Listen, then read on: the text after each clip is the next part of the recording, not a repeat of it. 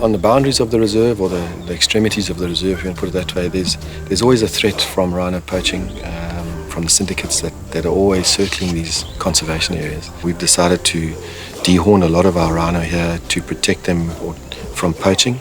It's a necessary evil.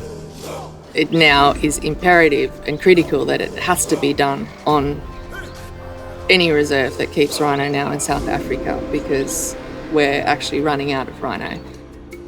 We've identified over the last little while some black rhino that have got quite a substantial regrowth on their horns. We decided to target them. Black rhino, which are a lot more challenging than a white rhino in their behaviour. They're a lot more aggressive, they're a lot more feisty, so it can be a little bit nerve-wracking. Obviously we do deal in high stress environments, working with large and dangerous games, working with very, very potent chemicals. So we work with the utmost professionals, the top in the industry, the guys on top of their game. Got airborne with the helicopter, went out, we searched the area. And luckily we found them, and we managed to get a mature bull there. The wildlife vet was able to administer the drug by means of the dart. Today we're working in an area that was quite wet, and for us that's a bit of a worry. In getting away, they'll run into water or wherever they think is safe, thinking they're getting away from us, but ultimately we're trying to help them. With the helicopter pilot pushing it as much as he did, when he was just about immobilized, he started heading for the water again.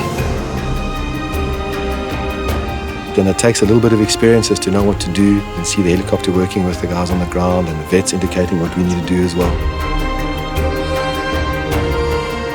We had to stop him from getting in there, because if an animal runs into the water and gets its head underwater, we've got a problem.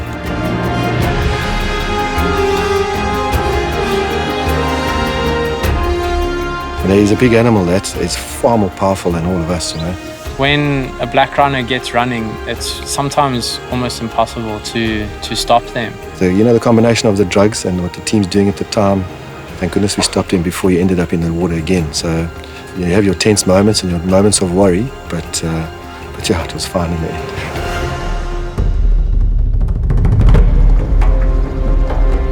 Once they were there, the ground team was off the vehicle, straight hands-on. It was quite warm today, so we had to act quite quickly, get the equipment there really fast. And then we have to make sure that they're not stimulated so everyone's safe, so they stay asleep. And the process involves just supportive treatment if it's got any wounds. And again, it's really sad that we have to do this, but unfortunately this trade in rhino horn is becoming basically a war.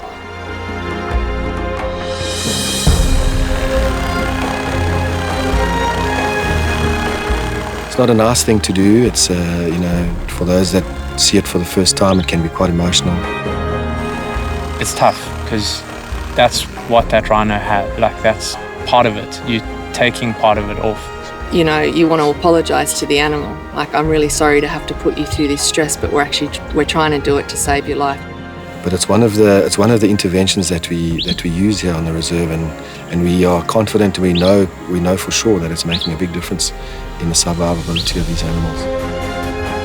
For those people in the conservation world, the contribution that they make to these operations makes a massive difference in the ability of these reserves to survive these onslaughts of poaching. At the end of the day, it costs money to make this happen. And without people like Quibus and Lottoland, this would not be possible. Whenever we get contributions or funding and stuff, it all goes to looking after the environment. And it would be a real embarrassment on our generation if rhino went extinct while we were alive.